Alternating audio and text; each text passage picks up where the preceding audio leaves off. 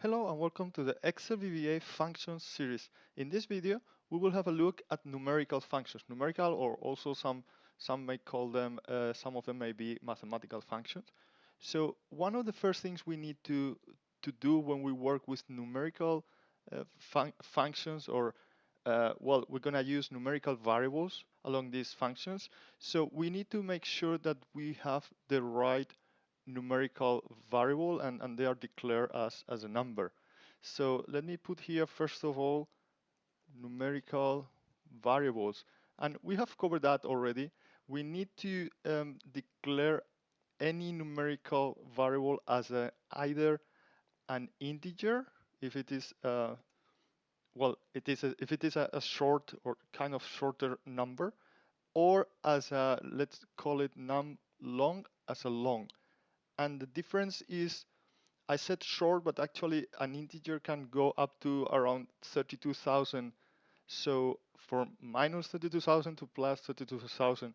So, but if you're working with rows in the worksheet, for example, you have to be aware that there are hundreds of thousands of rows. So you should rather use a long to make sure, especially if you have a lot of data. Maybe if you have a small table like what we have here, we shouldn't worry about that. For columns, an integer would work, is enough, because we have only around 16,000 columns in the Excel worksheet. Now, the other two that we should also be aware of is um, when we work with decimals, so numbers, floating numbers or numbers with decimals, then we have to use either single, let me put it numSG as single, or as double. And that's basically, yeah, a smaller number with decimals, a single, or a larger number with decimals. So for example, if we want to get this number into a variable, we would, let me put here, cell value is the active cell dot value, and we want to get this into a variable. So this variable, we didn't declare it. It should be declared. In this case, we need to be careful because this number, if it is considered a number, the ID may be a number, but maybe also a string.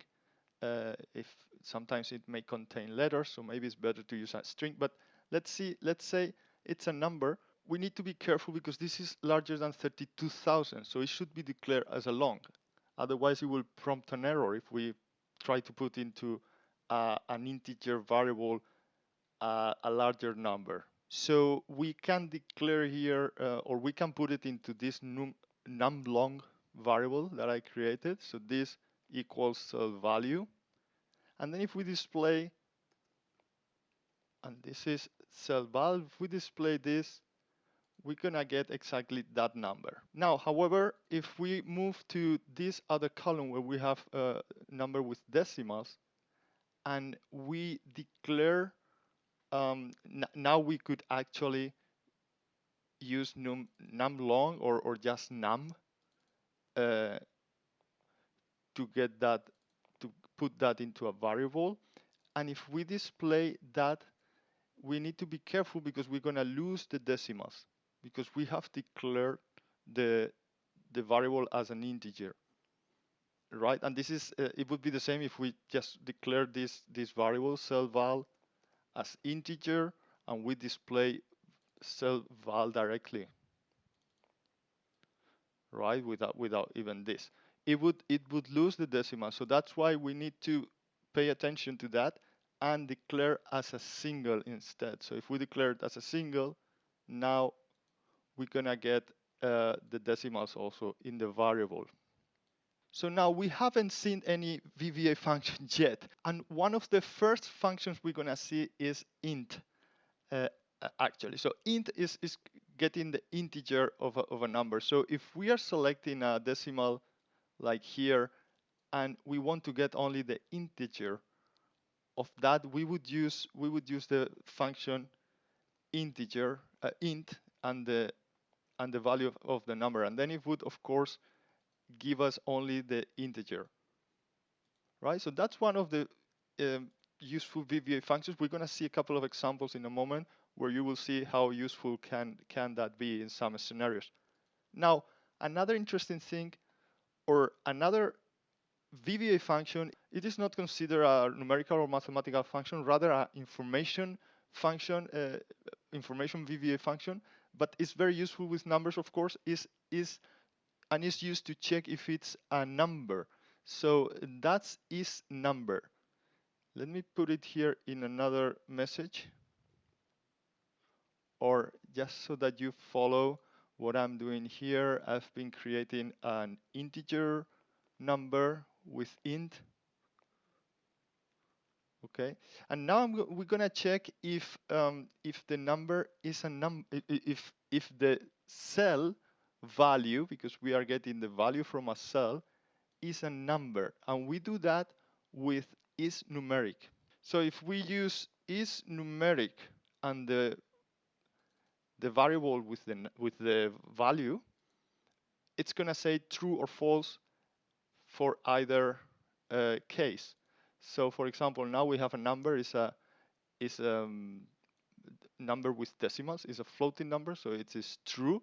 But if we move here, well, first of all, it's gonna give an error because we have declared this as a single, and it's not a single, it's a string. So let me remove this for now. If we don't declare it, it's considered as a variant, so Excel will decide what type of data it is. And of course, this is not a number, we can see that, but if we want to check that in the code, we use this function, is numeric. So now if I play, and of course we get an error here because we cannot get the integer of a not numeric function. So that's why we need to use is numeric in the macros before we apply any of the numerical functions, such as int or many other that we're gonna see today.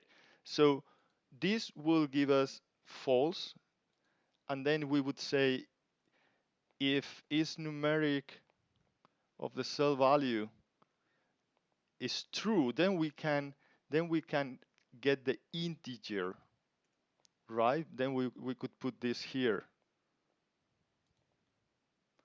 If it's true only, it's false, so it's not gonna get the integer. Let me maybe display a message to see int num. Now if we move here, and remember this is a long number, but we didn't declare this. This is a variant, so it's gonna accept a long number, and we're gonna get the integer of that long number because is numeric is gonna evaluate as true. So if we play this, it's saying true, yes, it's a number, and then it's giving the integer of that number. It doesn't make any difference. But if we come here, it's gonna say it is true, it's a number, and we're gonna get the integer of the number. Now, if we go here, of course, it's gonna also say it's a number, but here we need to be careful. This is a time. And I didn't say that, but of course it depends how you have formatted that in Excel, right? There is here, this is usually formatted as a general. However, this one is formatted as time or custom. It can be also custom.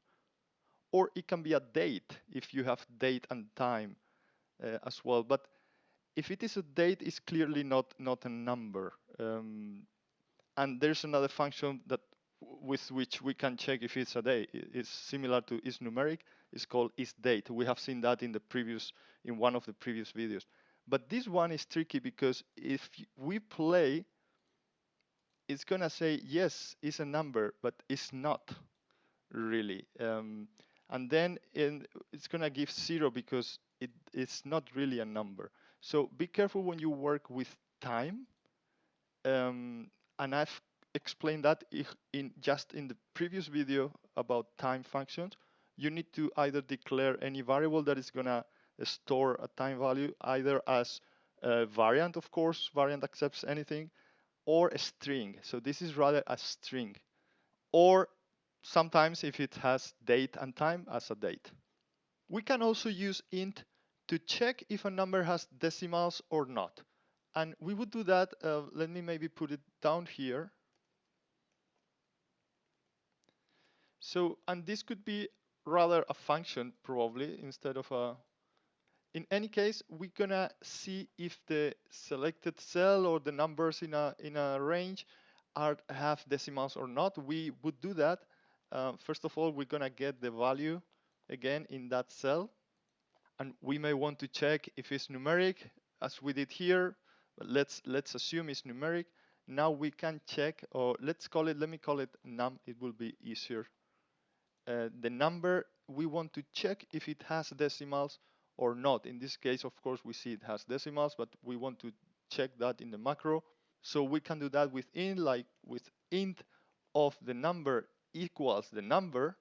Then in that case, let's display a message box, whole number. It doesn't have decimals, but else, if it's different, it's because it has decimals. Right? So let's run it for this active cell, and yeah, it has decimals, of course. But if we move to another number like this, or like a bigger number, it is a whole number, or this one, of course. Right? So this is how you check if it has decimals or not. Another thing you may want to check is if it's negative or positive.